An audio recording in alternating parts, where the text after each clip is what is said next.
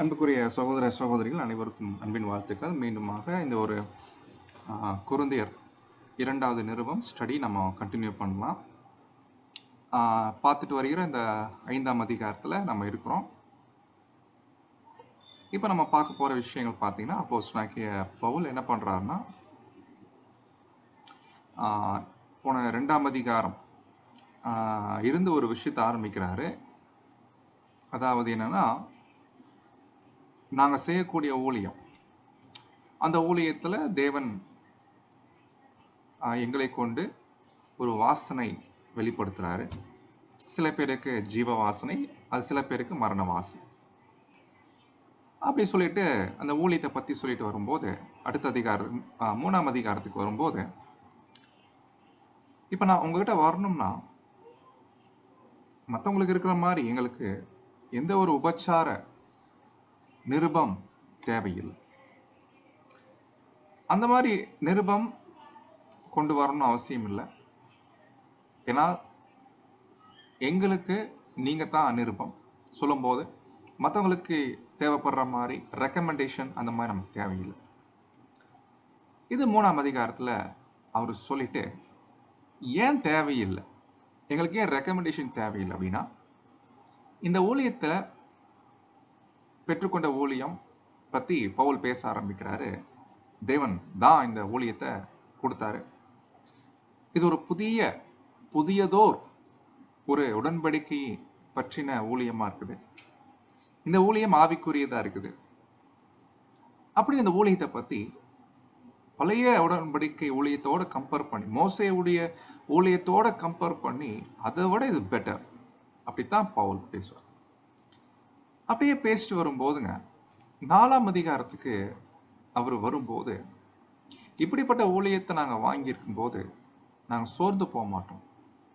எவ்வளோ போராட்டம், எவ்வளோ கஷ்டங்கள், எவ்வளோ நிந்தனைகள், ஒடுக்கப்படுதல், அதெல்லாம் வந்துட்டாலும் ஒரு இரக்கம் இருக்கிறதுனால இதை பற்றி நாங்கள் கவலைப்பட மாட்டோம். ஒருவேளை இந்த கஷ்டங்கள் போராட்டங்கள் வருது அப்படின்னா அது மாம்சத்துக்கு தான் பிரச்சனை. மாம்சத்துக்கு வருதுன்னா அதை பற்றி கவலை இல்லை. ஏன்னா மாம்சம் அது அழிவை நோக்கி போய் கொண்டிருக்கிறது. அப்போ தேவன் எதை பார்க்குறாருன்னா, மாம்சம் அழியுது, ஓகே, நமக்குள்ள இருக்கக்கூடிய உள்ளான மனிதன் நாளுக்கு நாள் புதிதாக்கப்படுகிறது இந்த அனுபவங்கள் மூலமா. தேவன் எங்களை உருவாக்கிட்டு இருக்கார் அப்படின்னு 4ஆம் அதிகாரத்தில் என்ன பண்றாருன்னா, அந்த ஒரு பழைய மனுஷன் அழிவதையும் புதிய மனுஷன் உள்ளான மனுஷன் புதிதாக்கப்படுகிற விஷயத்தையும் பவுல் அங்க பேசிட்டு வரார். இப்படியே பேசிட்டு வந்து 5ஆம் அதிகாரத்துக்கு வராரு. இந்த 5ஆம் அதிகாரத்துக்கு வரும்போது தொடர்ந்து அந்த காரியங்கள் பார்த்தோம். நம்முடைய பூமிக்குரிய ஜீவியம் அழிந்து போகிறது. இந்த பூமியில எல்லார் வாழ்க்கையும் அழிஞ்சு போகுது. நம்முடைய ஜீவியம் சத்தியத்துக்காக, இந்த ஊழியத்துக்காக, தேவனுக்காக அழிந்து போகுது அப்படின்னா அது எந்த வகையிலுமே அது வீணாகாது. ஏன்னா தேவன் நமக்கு பெரிய வாய்ப்பு கொடுத்துருக்காங்க. இதெல்லாம் நம்ம விசுவாசித்து நம்ம புரிஞ்சுக்கணும். அப்போ இதெல்லாம் பவுல் என்ன பண்றாருன்னா, போன கிளாஸ் வரைக்குமே அவரு நம்ம பார்த்தோம், 10ஆம் வசனம் வரைக்குமே பேசியிருக்கோம் இல்லைங்களா? அதுல போன கிளாஸ் நம்ம எது வரைக்கும் அந்த பார்க்கும்போது, நம்ம எல்லாரும் கர்த்தருக்கு முன்னாடி இருக்கிறோம். தினமும் அவர் நம்மளை என்ன பண்ணிட்டு இருக்கிறாருன்னா பரீட்சிக்கிறாரு. ஒரு டைம் வரும், நம்ம எல்லாருக்கும் ரிசல்ட் கிடைக்கும். அந்த ரிசல்ட் தான் நமக்கு தெரியும் இந்த நாட்கள் நம்ம எப்படி வளர்ந்துருக்கிறோம். ஸோ அப்போ அன்பானவர்களே, அப்போ இந்த பூமியில இருக்கிற வரைக்கும் இந்த ஊழியத்தின் நிமித்தமா இந்த சரீரத்துல நம்ம இருக்கும்போது நம்ம பார்த்தோம் இல்லைங்கன்னா, அந்த குடி இருந்தாலும்னு என்ன அர்த்தம்னா, உயிரோடு இருக்கும்போது அப்படின்ற அர்த்தம் இல்லை. குடி இராமல் போனாலும் அப்படின்னா செத்து போனாலும் என்ற அர்த்தம் இல்லை. அந்த குடி இருந்தாலும் குடி இராமல் போனாலும் குடி அர்த்தம் என்னன்னா, குடி இருக்கிறது குறிக்குது. இந்த சரீரத்துல குடி இருக்கிறத குறிக்குதுன்னா, இந்த சரீரத்துல சம்டைம் கம்ஃபர்டபுளா இருக்கிறது. இந்த சரீரத்துல கம்ஃபர்டபுளா இல்லாம இருக்கு. இந்த 2 அனுபவங்களுமே நமக்கு வரும். சரீரத்துல பொதுவா கம்ஃபர்ட் இருக்காது. ஆனா ஊழியங்கள் சில நேரங்கள்ல சத்தியத்தின்படி இருக்கும்போது ஒரு கம்ஃபர்ட் அங்க இருக்கு. பட் எப்படி இருந்தாலும் இல்ல கம்ஃபர்ட் இல்லைனாலும் ரெண்டுலையும் நம்ம யாருக்கு பிரியமா இருக்க நாடுகிறோம்னா கர்த்தருக்கு. இதுதான் அது கர்த்தருக்கு பிரியமா இருக்கு, அது கர்த்தருக்கு பிரியமா இருக்குதான் அப்படின்ற பாயிண்ட் தான் நம்ம. ஏன்னா பொதுவாவே சாதகமில்லாத சூழ்நிலைகள்ல கூட நாம விரும்பக்கூடிய விஷயங்கள் எப்படி இருக்கணும்னா அது கர்த்தருக்கு பிரியமானதா காணப்போம். சாதகமான சூழ்நிலை மட்டும் இல்ல சூழ்நிலைகள் நல்லா இருக்கு அப்ப மட்டும் இல்ல, சூழ்நிலைகள் சரியில்லைனாலும் கூட கர்த்தருக்கு பிரியமானவர்களாக இருக்க நாட வேண்டியது அவசியம். அப்போ 10 வரைக்கும் இந்த ஊழியத்தை பத்தி பேசிட்டு, இந்த ஊழியத்துல இருக்கக்கூடிய சிரமங்கள் பத்தி பேசிட்டு, இந்த ஊழியத்துல சரீரம் என்ன வேணா ஆகலாம், அது பிரச்சனை இல்லை, உள்ளான மனுஷன் தான் புதிதாக்கப்படுகிற விஷயம் நடக்குது நமக்குள்ள, இல்லைங்களா? நம்ம எல்லாரும் கர்த்தருக்கு முன்னாடி நிக்கிறோம் அப்படின்னு வரைக்கும் சொல்லிட்டு, இதெல்லாம் சொல்லி முடிச்சுட்டு 2ஆம் அதிகாரத்துல ஆரம்பிச்ச பாயிண்ட 5ஆம் அதிகாரம் 10 வரை கொண்டு வந்து சொல்லிட்டு, சரிங்க பவுல் என்ன சொல்ல வரீங்க, இதுல இருந்து எங்களுக்கு என்ன சொல்ல வரீங்க அப்படின்னு நம்ம ஒரு கடைசியில ஒரு கன்க்ளூஷன் கொடுத்தா எப்படி இருக்கும்? ஆரம்பிச்சது 2ஆம் அதிகாரம், முடிக்கிறது 10ஆம் வசனம், 5ஆம் அதிகாரம் 10 வரைக்கும் இவ்வளோ விஷயம் பேசிட்டு இதுல இருந்து நான் என்ன சொல்ல வரேன் அப்படின்னா அந்த ஃபர்ஸ்ட் பாயிண்ட்டுக்கு வந்துடுறேன். எந்த ஃபர்ஸ்ட் பாயிண்ட்னா நம்ம பார்த்தோம் இல்லைங்களா, எங்களுக்கு ரெக்கமெண்டேஷன் தேவையில்லை. ஏன் தேவையில்லை? அதுதான் இவ்வளவு விஷயம் பேசிட்டு வரேன். இவ்வளவு பேசிட்டு வந்துட்டு இப்ப நாங்க உங்களுக்கு என்ன சொல்றோம்னா, இப்ப 11ஆம் வசனத்துக்கு நம்ம வரலாம். 2 கொரிந்தியர் 5ஆம் அதிகாரம் 11. ஆகையால் கர்த்தருக்கு பயப்படத்தக்கதென்று அறிந்து மனுஷருக்கு புத்தி சொல்லுகிறோம், தேவனுக்கு முன்பாக வெளியரங்கமாயிருக்கிறோம், உங்கள் மனசாட்சிக்கும் வெளியரங்கமாயிருக்கிறோம் என்று நம்புகிறேன். வசனம் 12. இதனாலேயே நாங்கள் உங்களுக்கு முன்பாக எங்களை மறுபடியும் மெச்சிக்கொள்ளாமல், இது பாயிண்ட் என்னன்னா, ரெக்கமெண்டேஷன் லெட்டர் கொண்டு வர்றவங்க கண்டிப்பா இந்த சகோதரன், இந்த மாதிரி சகோதரன் இப்படிப்பட்டவர் அப்படிப்பட்டவர், இவரை நீங்க ஏத்துக்கோங்க அப்படின்னு சொல்லி ஒரு ரெக்கமெண்டேஷன் கொடுக்கணும் இல்லைங்களா? அப்படி கொடுக்கும்போது ஒரு மெச்சி கொள்ளணும். இப்ப எப்படி நம்ம பேசிக் கிளாஸ் நம்ம ஆரம்பத்துல எல்லாம் பாத்தீங்கன்னா இந்த ஒரு பப்ளிக் மீட்டிங் பண்ணும் போது ஜனங்கள் மத்தியில ஒரு இந்த ஸ்பீக்கர் அறிமுகப்படுத்துவாங்க. நீங்க பார்த்துருக்கீங்க, ஞாபகம் இருக்குங்களா? ஸ்பீக்கர் அறிமுகப்படுத்தும் போது இப்போது நம்ம மத்தியில வந்திருக்கக்கூடிய சகோதரர் இவர் இந்த மாதிரி பல இடங்கள்ல ஊழியர்கள் பண்ணியிருக்கிறாரு, அநேக சகோதர சகோதரிகள் இவருடைய மெசேஜை கேட்டு இயேசுவை ஏற்றுக்கொண்டிருக்கிறாங்க, அநேகர் சத்தியத்தை கேட்டு விடுதலை ஆகிட்டாங்க. இந்த மாதிரி ஏதோ ஒரு வகையில ஒரு இன்ட்ரோடக்ஷன், அவரை பத்தி ஒரு மெச்சி கொள்ளக்கூடிய விஷயம் அப்படி கொடுக்கும்போது ஜனங்களுக்கு ஒரு ஆர்வம் அதிகரிக்கும். ஓ அப்படியா, அப்ப ஏதோ விஷயம் இருக்கு, கொஞ்சம் அவர் சொல்றதை கொஞ்சம் காது கொடுத்து கேட்கலாம் அப்படின்னு ஜனங்களுக்கு ஒரு உணர்வை கொடுக்கிறதுக்காக ஒரு இன்ட்ரோ கொடுப்பான். அந்த மாதிரி விஷயங்கள் எங்களுக்கு தேவையில்லை, எங்களை நாங்க மெச்சிக்கொள்ள விரும்பல. ஏன்னா மெச்சிக்கொள்றவங்க எப்படி இருக்கிறாங்க கேட்டீங்கன்னா, வெளி வேஷத்துல அவங்க பண்றாங்க. பொதுவா ஒரு சகோதரர் நம்ம மத்தியில ஊழியம் பண்ண வராரு, இல்ல நம்ம எல்லாரும் ஊழியம் பண்றோம் பிரதர்ஸ், அப்படி இருக்கும் போது நாம் நம்மளையே எப்படி காட்டிக்கிறோம், சகோதர சகோதரிகள் மத்தியில நம்மை எப்படி காட்டிக்கிறோம் என்பது கவனிக்க வேண்டிய பாயிண்ட். வெளி தோற்றத்துல காட்டுறது ஒண்ணு இருக்கணும், வெளி தோற்றத்துல காட்டி ஒரு மேன்மை பாராட்டுறது. ஓ பிரதர் பெரிய பிரதர் இருப்பார் போல, பயங்கர சப்ஜெக்ட்லாம் பேசுறாரு, அவர் ஆளை பார்த்தா நல்லா நல்ல ஒரு மதிப்பு மரியாதை வருது, தோற்றத்தை பார்த்தா நல்லா நல்லா நீட்டா ட்ரெஸ் பண்ணி பயங்கரமா இருக்கிறாரு. இது ஒரு வெளி தோற்றத்துல வெளி வேஷத்துல ஒரு மேன்மை பாராட்டு. ஆனா அந்த மாதிரி நாங்க செய்ய மாட்டோம். அப்ப எப்படி நீங்க மேன்மை பாராட்டுவீங்க? நாங்க எப்படி மேன்மை பாராட்டுவோம்? அதுதான் நம்ம கற்றுக்கொள்ளக்கூடிய பாடமா இருக்கு. இப்ப இந்த பாடத்தை நம்ம எப்படி கற்றுக்கொள்ள போறோம்னா, இந்த வசனத்தை கொஞ்சம் பிரிச்சு படிக்க போறோம். நிறைய பாடம் நம்ம கற்றுக்கொள்வதற்கு இருக்கணும். அன்பான சகோதர சகோதரிகள், அது பாருங்க எப்படி ஆரம்பிக்கிறார் பாருங்க. ஆகையால் கர்த்தருக்கு பயப்படத்தக்கதென்று அறிந்து. இந்த லைனே ரொம்ப இன்ட்ரெஸ்டிங்கா இருக்குது. தமிழ்ல படிக்கும் போது ஒன்னும் பெருசா இருக்கிற மாதிரி தெரியல இல்லைங்களா? என்ன கர்த்தருக்கு பயப்படத்தக்கது என்று அறிந்து மனுஷருக்கு புத்தி சொல்லுகிறோம். இப்படி படிக்கும் போது ஒன்னும் இருக்கிற மாதிரி தெரியல, பெரிய விஷயம் இருக்கிற மாதிரி தெரியல. பட் இத கொஞ்சம் நம்ம பிரதர்ஸுங்க இதனால கொஞ்சம் ஆங்கிலத்துல கொஞ்சம் பார்த்துருக்குறாங்க.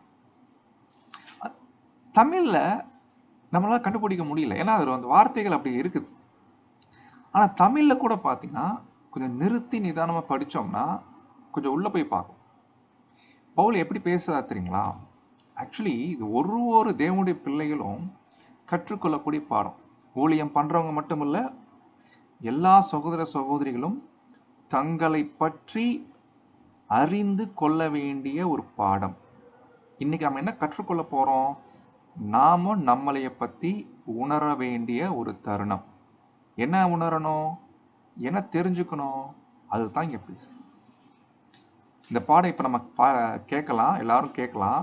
கேட்டு முடிச்ச பின்னாடி இதே மாதிரி நமக்குள்ள அந்த ஒரு எண்ணம், உணர்வு தினமும் ஒவ்வொரு நேரமும் இருக்கின்றதா என்பதை நாம சிந்திச்சு பார்ப்போம். ஓகேங்களா? சோ இப்ப நம்ம ஆரம்பிக்கலாம். கர்த்தருக்கு பயப்படத்தக்கதென்று. அன்பானவர்களே, இது ஒரு மிக முக்கியமான ஒரு கான்செப்ட். கர்த்தருக்கு பயப்படுதல். இது பாத்தீங்கன்னா ஒருத்தர் கர்த்தருக்கு பயப்படுறாரு, இது எப்படி புரிஞ்சுக்கிறது?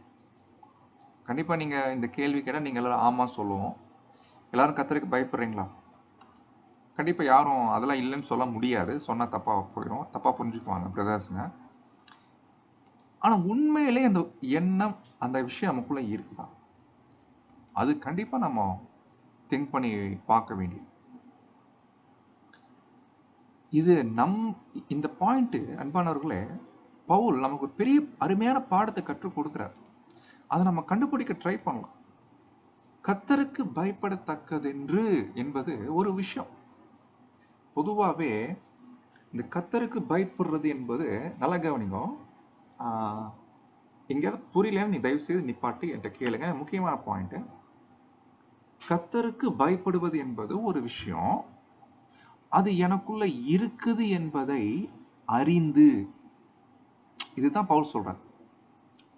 கர்த்தருக்கு பயப்படத்தக்கதென்று அப்படின்னா, கர்த்தருக்கு பயப்படக்கூடிய ஒரு விஷயம் ஒண்ணு எனக்குள்ள இருக்குது என்பதை முதல்ல நான் என்ன பண்றேன்? அறிந்து மனுஷனை ஜெனரலா புத்தி சொல்லுகிறோம். என்ன புத்தி சொல்றாரு? என்ன சொல்றாருன்னா பாருங்க, இன்ட்ரெஸ்டிங் பாருங்க. அந்த ஒரு உணர்வு எங்களுக்குள்ள இருக்குது, அது இருக்குதுன்றது எங்களுக்கு தெரியுது, இது அறிய முடியுது. அது இருக்கிறதுனால நாங்க தேவனுக்கு முன்பாக வெளியரங்கமாயிருக்கிறோம். இப்ப இந்த உணர்வு இல்லைன்னு வைங்களேன், நம்ம தேவன் அதெல்லாம் பார்த்து தேவனுக்கு எதுவும் தெரியாது அப்படின்னு என்னென்னமோ பண்ணிட்டு இருக்கோம்.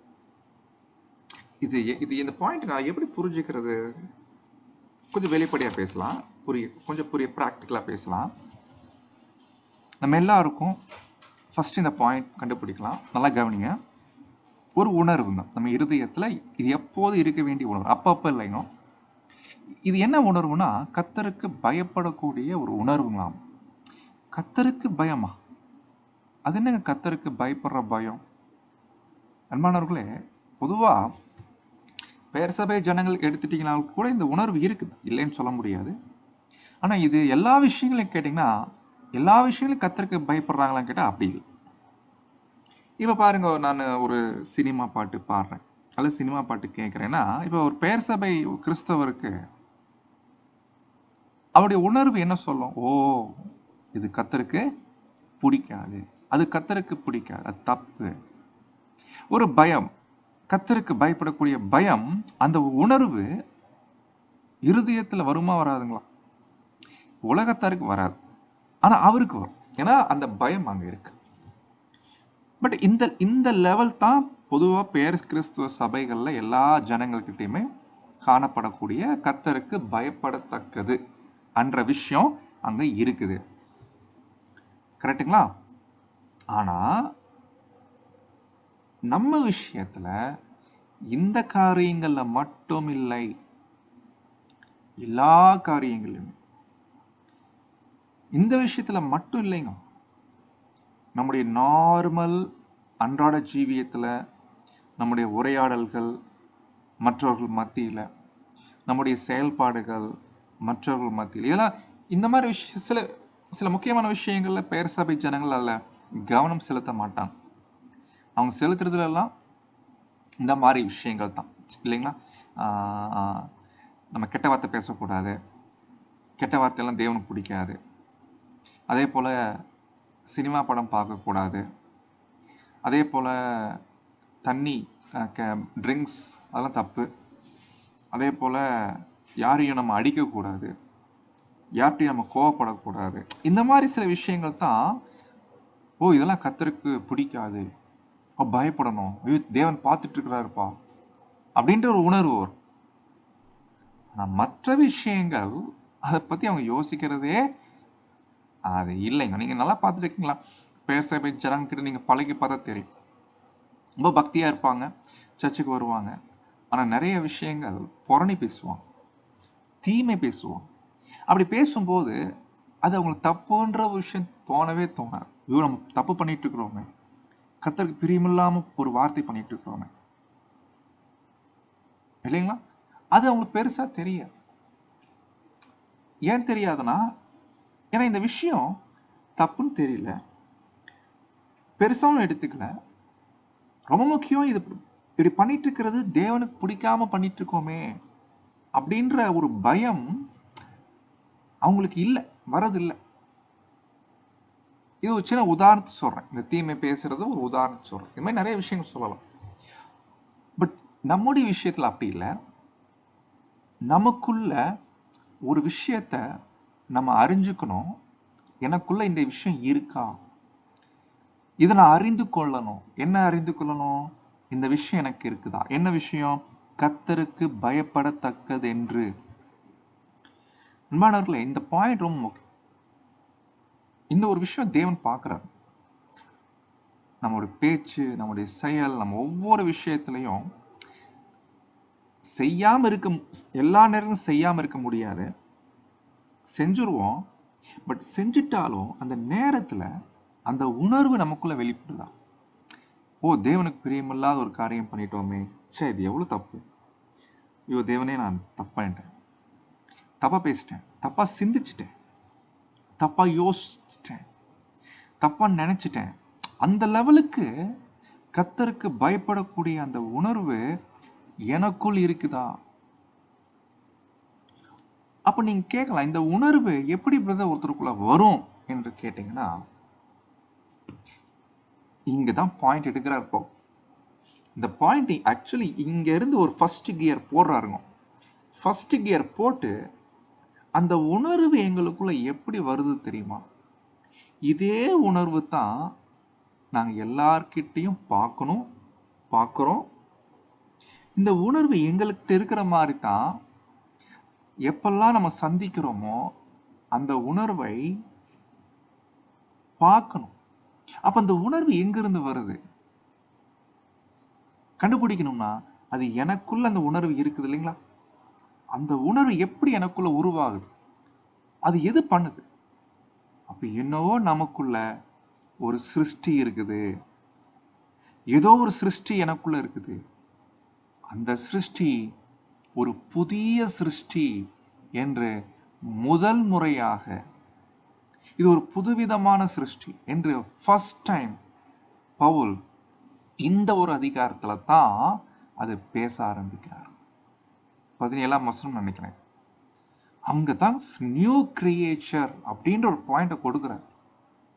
அப்போ இந்த நியூ கிரியேச்சர், ஒரு புது சிருஷ்டி, யார் ஒருத்தருக்குள்ள இருக்குது. இந்த புது சிருஷ்டி யாருக்குள்ள இருக்குதோ அவங்க எல்லாருக்குமே ஒரு உணர்வு இருக்கும். அறிஞ்சுக்குவாங்க, தங்களே தாங்களே அறிஞ்சுக்குவாங்க, எனக்குள்ள அந்த புது சிருஷ்டி இருக்குது.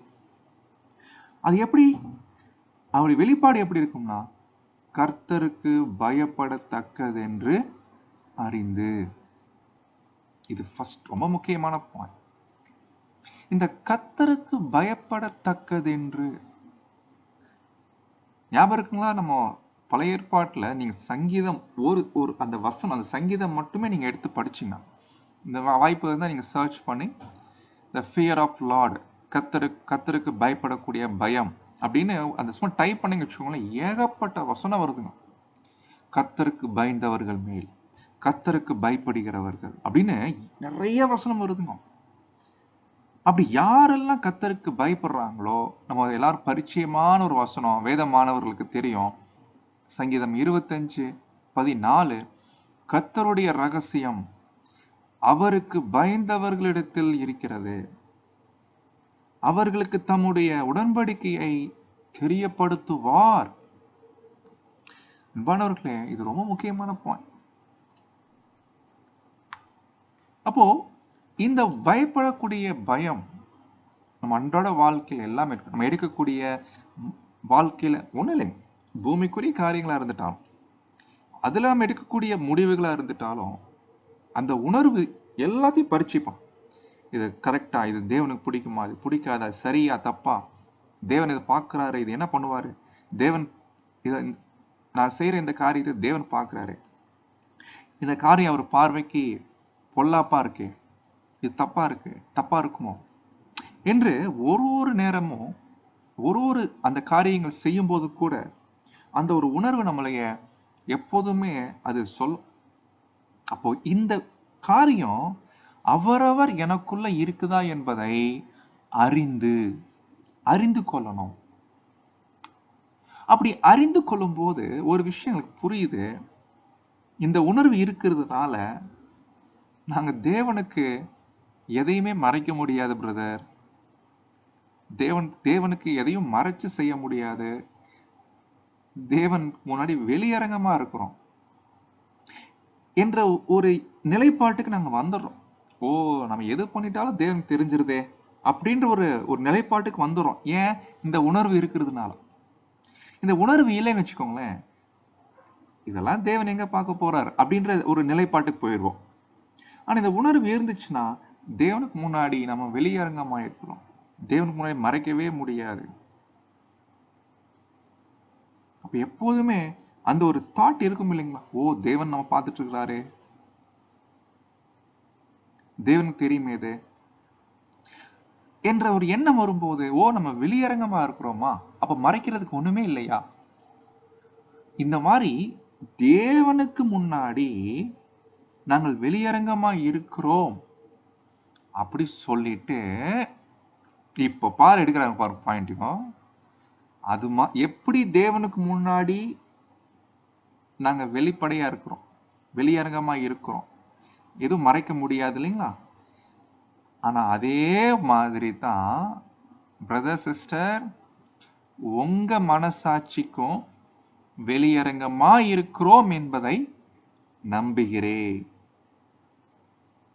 பாருங்க, இந்த பவுல் இந்த வசனத்துல பயன்படுத்துற அந்த கோணம், இது நல்ல அருமையான பாயிண்ட்டுங்க.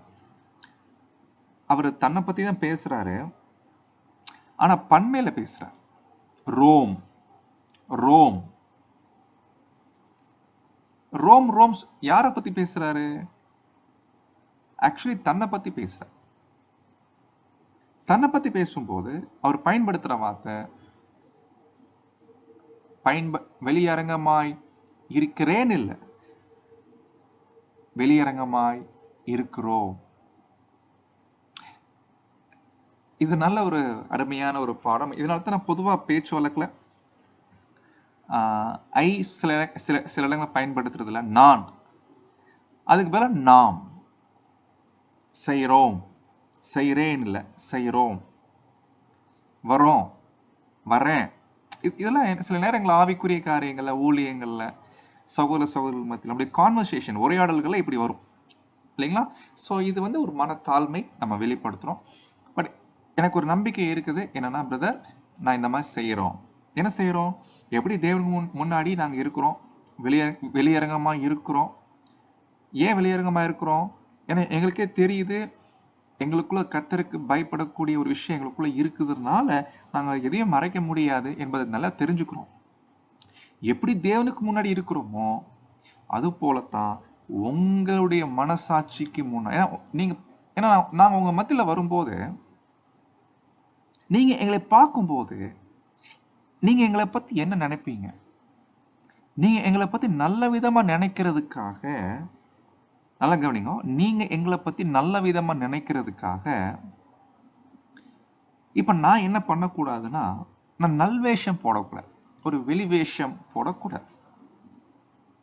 அப்படி வெளிவேஷம் போட்டு நீங்க எங்களை பத்தி நல்லா புரிஞ்சுக்கணுன்றதுக்காக அப்படி நாங்க செய்ய மாட்டோம். எப்படி தேவனுக்கு முன்னாடி ஓப்பனா இருக்கிறோம், நல்லா தெரியுது, நாங்க எது பண்ணாலும் தேவன் பார்த்துட்டு இருக்காரு தெரியுது. நான் அதை மறைக்கிறதுக்கு நாங்க ஒண்ணும் பண்ண முடியாது. தேவன் பார்க்காம இருக்கிறதுக்கு நாங்க ஏதாவது மறைக்கிறதுக்கு ஏதாவது ட்ரை பண்றோமா? இல்ல. அது மாதிரி தான் நாங்க உங்ககிட்ட வரும்போது எதையும் மறைச்சுக்கிட்டு வரல பிரதர் சிஸ்டர், நல்லா புரிஞ்சுக்கோங்க. ஏன்னா நாங்க வரும்போது உங்க மனசாட்சிக்கு முன்னாடி, நல்லா புரிஞ்சுக்கோங்க, வெளியரங்கமா தான் இருக்கும். சோ இந்த பாயிண்ட் தான் பவுல் என்ன பண்றாருன்னா அங்க பேசுறோம். அப்போ நமக்கு என்ன கற்றுக்கொள்ளக்கூடிய பாடம் என்னன்னா, எப்படி நம்ம தேவனை ஏமாத்த முடியாது, எப்படி நம்ம தேவன் கிட்ட மறைக்க முடியாதோ அதே மாதிரி தான் எல்லா பிரதர் சிஸ்டர்ஸ் மத்தியிலையும் நம்ம காணப்படும், இல்லைங்களா? இப்போ என்னுடைய மனசாட்சி அல்லது என்னுடைய உணர்வு என்ன சொல்லுதுன்னா, ஒரு விஷயத்துல நான் தேவனுக்கு பிடிக்காத விஷயத்த நான் பண்றேன், அது தேவனுக்கு பிடிக்காது நல்லா தெரியும், ஆனாலும் பண்ணிட்டு இருக்கிறேன். நல்லா கவனிங்க, இது தேவனுக்கு பிடிக்காதுன்னு தெரியும், ஆனா பண்ணிட்டு இருக்கிறேன். இப்ப அதை வந்து உங்க மத்தியில நான் வரும்போது நான் காண்பிக்க முடியாது. உங்க மத்தியில வந்து நான் காண்பிக்க முடியாது. ஃபார் எக்ஸாம்பிள், நான் ஒரு கெட்ட வார்த்தை பேசுற பழக்கம் இருக்குன்னு வைங்களேன். கெட்ட வார்த்தை பேசுறது எனக்கு அருண் பிரதர் கெட்ட வார்த்தை பேசுறாரு, எங்க கேள்விப்பட்டிருக்கீங்களா, பார்த்திருக்கீங்களா? ஆனா நான் உண்மையில அந்த வார்த்தை பேசிட்டு இருக்கேன்னு வைங்களேன், தேவனுக்கு தெரியும் என்ற அந்த உணர்வு எனக்குள்ள இருக்கணும் முதல்ல. அது இல்லை அப்படின்னா அது பிரச்சனை தான், அதெல்லாம் தேவன் பெருசா பார்த்துக்க மாட்டாரு அப்படின்னு நினைச்சா தப்பு. ஆனா நான் இப்படி பண்ற விஷயத்த இப்போ உங்க மத்தியில வரும்போது நான் மறைக்கணும், அதான் பாயிண்ட். அப்படி உங்ககிட்ட வந்து மறைக்கணும் அப்படின்னா நான் என்ன பண்ணணும்? என் பேச்சு ஒரு நல்ல விதமா காண்பிக்கணும். நான் உங்ககிட்ட ரொம்ப அன்பா பேசுற மாதிரி, அமைதியா இருக்கிற மாதிரி காமிச்சா தான் நீங்க என்ன நினைப்பீங்க? ஓ பரவாயில்லையே, பிரதர் நல்ல அருமையான பிரதர் போல, எந்த கெட்ட வார்த்தையிலும் பேச மாட்டாரு போல நீங்க நினைப்பீங்க. நல்லா கவனிங்க, இப்படி நீங்க நினைச்சிட்டு இருக்கும் போது தேவர் என்னை பார்ப்பார், ஏன்பா அவங்க கிட்ட போயிட்டு நீ இப்படி நடிச்சிட்டு இருக்கிற, அவங்க மனசாட்சிக்கு முன்னாடி நல்ல விஷயம் பண்ற, ஆனா தேவனுக்கு முன்னாடியே பண்ண முடியுமா? அப்ப தேவனுக்கு முன்னாடி ஒரு விஷயம் தேவனுக்கு ஒண்ணும் பண்ண முடியாது, மறைக்க முடியாது. ஆனா பிரதர் சிஸ்டர்ஸ் மத்தியில முன்னாடி மறைக்க வாய்ப்பு இருக்கா இல்லையா? வாய்ப்பு இருக்கு, கண்டிப்பா மறைக்க வாய்ப்பு இருக்கு. இந்த மாதிரி நாங்க கிடையாது. எப்படி தேவனுக்கு முன்னாடி இருக்கிறோம் அப்படித்தான் உங்க முன்னாடி இருக்கிறோம்னு பவுல் இந்த 11ஆம் வசனத்துல பேசுறார். அன்பானவர்களே, உங்க மனசாட்சிக்கு முன்னாடி நாங்க வெளியரங்கமா தான் இருக்கிறோம்னு நான் நம்புறேன், அதுல எந்த மாற்றம் இல்லை. எதையும் உங்களை மறைச்சு இல்ல வெளி வேஷத்துல நான் நல் வேஷம் காமிச்சு அதெல்லாம் எனக்கு தேவையில்லை. எப்படி தேவனுக்கு முன்னாடி இருக்கிறோம், தேவன்ட்ட எப்படி மறைக்கல, நாங்க மறைக்கிறதுக்கு எந்த பிரயாசம் எடுக்கல, அப்படித்தான் உங்க மத்தியில வரும்போது நான் இருக்கிறேன். இந்த மாதிரி நாம் ஒவ்வொருவரும் சொல்ல முடியணும். ஒவ்வொருவரும் சபையில் இருக்கக்கூடிய ஒரு அங்கத்தினரும் சொல்லணும். பொதுவாக நிறைய பிரதர்ஸ் எங்க சப்ஜெக்ட்ல பேசுவாங்க, வீட்டுல ஒரு மாதிரி சபையில ஒரு மாதிரி. பட் இந்த இந்த மாதிரி விஷயங்களை நம்ம தவிர்க்கிறது ரொம்ப நல்லது. எல்லா இடங்களையும் ஒரே மாதிரி, எல்லா இடங்களும் எப்படி ஒரே மாதிரி இருக்க முடியும்? எப்படி தேவனுக்கு முன்னாடி இருக்கிறீங்களோ அது மாதிரி எல்லார்கிட்டையும் நடக்கும். ஒருவேளை அவங்க அவங்க தப்பா புரிஞ்சுக்கிறாங்கன்னா புரிஞ்சுட்டு போடும், அதை பத்தி கவலை இல்லை. தேவனுக்கு முன்னாடி நம்ம எப்படி இருக்கிறோம்? எல்லா நேரங்கள்ல எதை மறைக்க ட்ரை பண்றோமா, இல்ல தேவனுக்கு முன்னாடி நம்ம நடிக்கிறோமா? பண்ண முடியுமா? நம்மளால பண்ண முடியாது இல்லைங்களா? அது மாதிரி தான் எல்லா மனுஷருக்கு முன்பாக, எல்லாருடைய மனசாட்சிக்கு முன்பாக வெளியரங்கமாய் அங்க இருக்கிறோம். அப்ப இந்த ஒரு கர்த்தருக்கு பயப்படக்கூடிய பயம் நம்ம எல்லாருக்குள்ள இருக்கணும் நண்பர்கள். ஒரு கமெண்டேட்டரி சொல்றாரு, இந்த பயம் தப்பான பயம் கிடையாது, நல்ல பயமாம். இந்த பயத்துக்கு ஒரு பேர் கொடுக்கிற, சுத்திகரிக்கும் பயம். இந்த பயம் இருந்தா தான் நம்ம அன்றாட வாழ்க்கையில சுத்திகரிப்பு நடக்கும். இந்த பயம் தான் ஞானத்தின் ஆரம்பம். கர்த்தருக்கு பயப்படும் பயம் என்னங்களாமா? ஞானத்தின் ஆரம்பம். அன்பானவர்களே, எல்லா விஷயங்களையும் இதுக்குள்ள இருக்கா, இந்த பயம் இருக்கான்னு செக் பண்ணுங்க. நான் சொல்றது பேர் சபை ஜனங்கள்கிட்ட இந்த பயம் இருக்குதுமோ, ஒரு ஒரு ஒரு ஒரு வட்டத்துக்குள்ள போட்டு வச்சிருப்பாங்க. இதுதான் தேவனுக்கு பிடிக்காது, சினிமா பாட்டு பண்ண பிடிக்காது, சினிமா படம் பார்த்தா பிடிக்காது, கெட்ட வார்த்தை பேசினா பிடிக்காது. அப்புறம் இப்படித்தான் அவங்க ஒரு ஒரு ஒரு சரௌண்டிங், ஒரு வட்டம் போட்டு வச்சிருப்பாங்க. இதுக்குள்ளதான் தேவன் பிடிக்காது. நமக்கு அப்படி இல்லைங்க. தினமும் அன்றாட கான்வர்சேஷன், உரையாடல்கள், பேச்சுகள், நம்முடைய கேட்குற விஷயம், நம்ம யோசிக்கிற விஷயம், திங்க் பண்ற விஷயம், நம்ம போடுற பிளானு, எல்லா விஷயமும் அந்த அந்த உணர்வு நமக்குள்ள இருக்குதா செக் பண்ணும். ஸோ இந்த ஒரு வசனத்துல 2 பாடம் பார்த்தாச்சு. ஒண்ணு கர்த்தருக்கு பயப்படக்கூடிய பயம் பத்தியும், வெளியரங்கமா இருக்கிறோம் சகோதர சகோதரிகள் மத்தியில் தைரியமா அப்படிதான் இருக்கணும். நம்ம எந்த பிரதர் சிஸ்டர்ஸையும் மறைச்சு நல்வேஷம் போட்டு அப்படிலாம் வேணாம். தேவன் முன்னாடி எப்படி இருக்கிறோம்? வெளியரங்கமா. அது மாதிரி எல்லா பிரதர் சிஸ்டர்ஸ் மத்தியிலையும் நாம் வெளியரங்கமாய் இருக்கணும். இது நல்லா தியானிக்க வேண்டிய பாயிண்ட்டுங்க. கொஞ்சம் நைட்டு படுக்கும்போது நாம எல்லாரும் சிந்திச்சு பார்க்கலாம். நான் அப்படி பிரதர் சிஸ்டர்ஸ் மத்தியில நான் எப்படி இருக்கிறேன்? இதான் மறைக்கிறேன்னா அது வேண்டாம். இல்லை எந்த விஷயங்களை எப்படி நடந்துக்கிறேன், அது ரொம்ப முக்கியம் இல்லைங்களா? ஸோ இந்த பாயிண்ட் நம்ம பார்த்த பின்னாடி இப்ப தொடர்ந்து 12ஆம் வசனத்துக்கு பவுல் அங்க வராரு. 11ஆம் வசனம் இப்படி சொல்லிட்டு 12ஆம் வசனத்தை சொல்றாரு, இதனாலேயேனா அந்த உணர்வு எங்களுக்குள்ள இருக்குது, நாங்க நல்லா புரிஞ்சுக்கிறோம். அந்த உணர்வு எங்களுக்குள்ள இருக்குது என்பதை கண்டுபிடிக்கிறோம். அது காமிக்குது ஏதோ ஒரு சிருஷ்டி எனக்குள்ள இருக்குது. அந்த சிருஷ்டி தான் எனக்குள்ள உருவாக்குது, இந்த மாதிரி எண்ணங்களை கொண்டு வருது. அது என்ன சிருஷ்டி? புது சிருஷ்டி. அது இனிமேல் தான் பேச போறாரு. ஆனா அது பேசுறதுக்கு முன்னாடி இந்த ஒரு புரிதலை நமக்கு கொடுக்கிற, இதனாலேயே நாங்கள் உங்களுக்கு முன்பாக எங்களை மெச்சிக்கொள்ளாமல், மறுபடியும் மெச்சிக்கொள்ளாமல், அது தேவையில்லை பிரதர். உங்கள்கிட்ட நாங்க எங்களை பத்தி அப்படி இப்படி நான் சொல்லணும் அவசியம் இல்லை. அப்படி சொல்லி உங்களைய இம்ப்ரெஸ் பண்றது அது தேவையில்லை. ஏன்னா மெச்சிக்கொள்ளாமல் இருதயத்தில் அல்ல வெளிவேஷத்தில் மேன்மை பாராட்டுகிறவர்களுக்கு எதிரே, அவங்க இருதயத்துல தங்களை வெளிப்படுத்தல. இருதயத்துல ஏன்னா அவங்க இருதயம் பாத்தீங்கன்னா குற்றப்படுத்துது, நீயே சரியில்லை அப்படின்னு சொல்லுது. இருதயம் சொல்லுது, ஆனா அவங்க அதை வெளிப்படுத்தல. இருதயம் சொல்லுது நீ அப்படி கேக்குது, ஆனா அவங்க அப்படி காமிக்காம வெளிவேஷத்தில் தங்களை எப்படி காமிச்சுக்கிறாங்க? மேன்மை பாராட்டுகிறாங்க. இது ரொம்ப இன்ட்ரெஸ்டிங். நம்ம மத்தியில் அநேக பிரதர் சிஸ்டர்ஸ் இருக்கிறாங்க, யார் யாரெல்லாம் வெளி வேஷத்தில் தங்களை நல்லா காமிச்சுக்கிறாங்க, இல்ல உண்மையிலே இருதயத்தின்படி தங்களை காமிச்சுக்கிறாங்களா? வித்தியாசம் இருக்கு அன்பானவர். இது எப்படி கண்டுபிடிக்கலாம்? இது கண்டுபிடிக்க முடியுமான்னா கண்டுபிடிக்க முடியுங்க.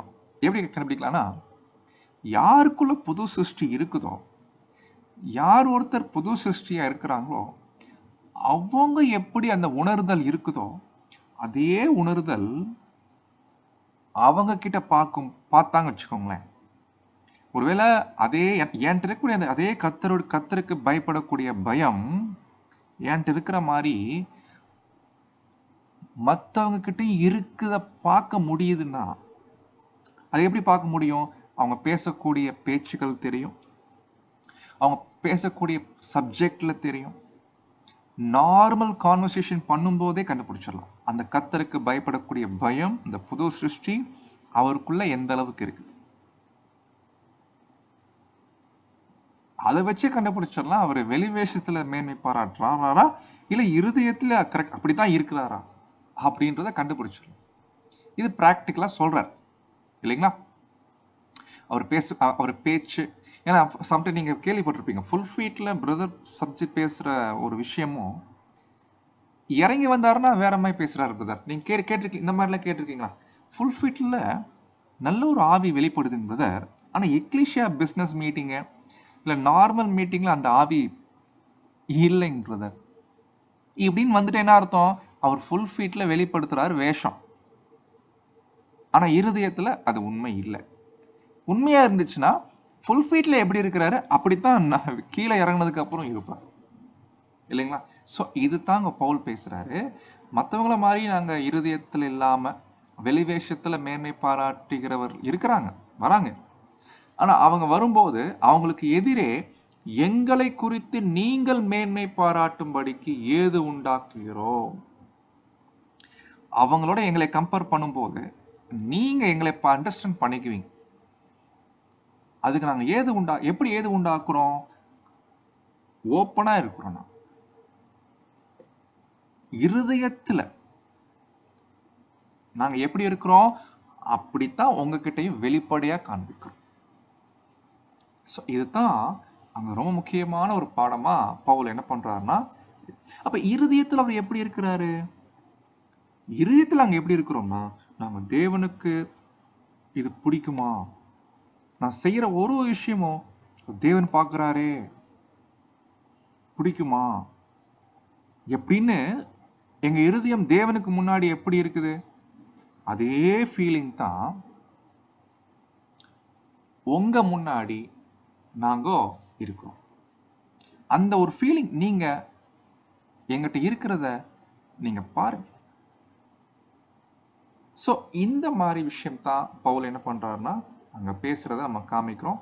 ஆனா அன்பானவர்களே, ஏற்கனவே சொன்னது போல இந்த மாதிரி இல்லாம இருதயத்துல ஒரு பக்கம் இருந்துட்டாலும் வெளி வேஷத்துல கூட நம்ம நல்லவங்கன்னு காமிச்சுக்கலாம். அந்த மாதிரி ட்ரை பண்ண வேண்டாம், அது எந்த பிரயோஜனமே இல்லை. அப்ப அப்படி நம்ம செய்யணும்னா அந்த அளவுக்கு நம்முடைய உள்ளான மனிதன் நாளுக்கு நாள் வளரும். சோ இந்த பாயிண்ட் சொல்லிட்டு 13ஆம் வசனத்துக்கு வராரு. இப்படி நாங்க இருக்கிறோம் சொல்லிட்டு நல்லா கவனிங்க. நாங்கள் பைத்தியம் கொண்டவர்கள் என்றால், அதாவது சில பிரதர் சிஸ்டர்ஸ் பார்வையில, சில பேருடைய பார்வையில நாங்க எப்படி தெரியுறோமாமா? பைத்தியம்னா என்ன சொல்லலாம்? அது ஒரு இந்த வார்த்தை ஆக்சுவலி அது எப்படி புரிஞ்சுக்கலாம் அப்படின்னு கேட்டீங்கன்னா, அன்பானவர்களே, பைத்தியம் என்ற வார்த்தை ஒரு முட்டாள்தனம் சொல்லலாம், அல்லது இந்த ஒரு பைத்தியம் என்ற வார்த்தை இங்கிலீஷ்ல பாத்தீங்கன்னா beside ourself அப்படின்னு அங்க வந்திருக்கும். பட் இது என்ன ஒரு அர்த்தத்துல பவுல் அங்க பேசுறாருன்னா, ஒரு தெளிந்த புத்தி அற்ற ஒரு நிலை. ஏன்னா பைத்தியம் பிடிச்சவங்க எப்படி இருப்பாங்கன்னா, நீங்க பார்த்திருப்பீங்க, பைத்தியம் பிடிச்சவங்க ஒரு தெளிவா இருக்க மாட்டாங்க, ஒரு தெளிவில்லாம இருப்பாங்க. இல்லைங்களா? தெளிவில்லாம இருப்பான். அப்படின்னு சிலருடைய பார்வையில் நாங்க காணப்படுறோம்.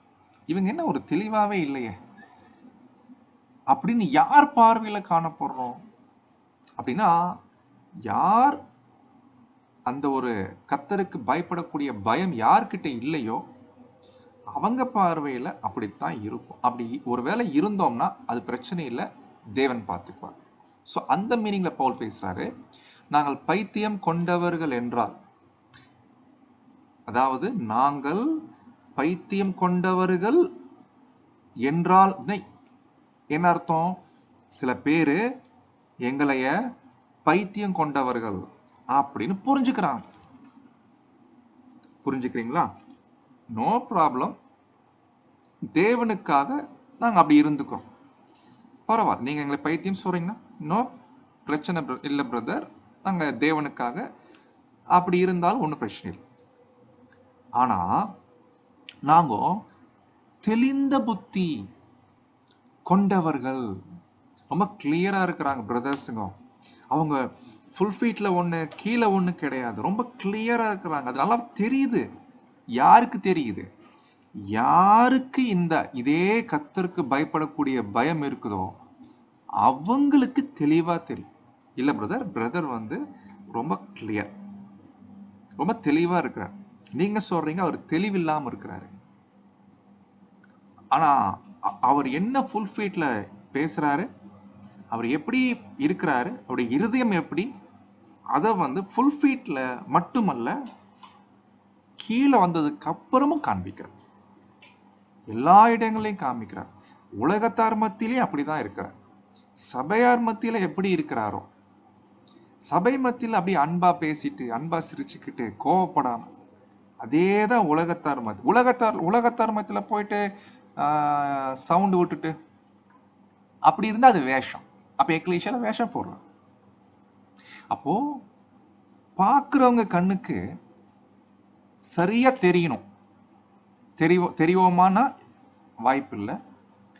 பாக்குறவங்க கண்ணுக்கு சில பேர் பைத்தியம் மாதிரி தோணும், தெளிவில்லாம இருக்கிற மாதிரி தெரியும். ஆனா சில பேர் கண்ணுக்கு தெளிவா இருக்கிற மாதிரி இருக்கும்.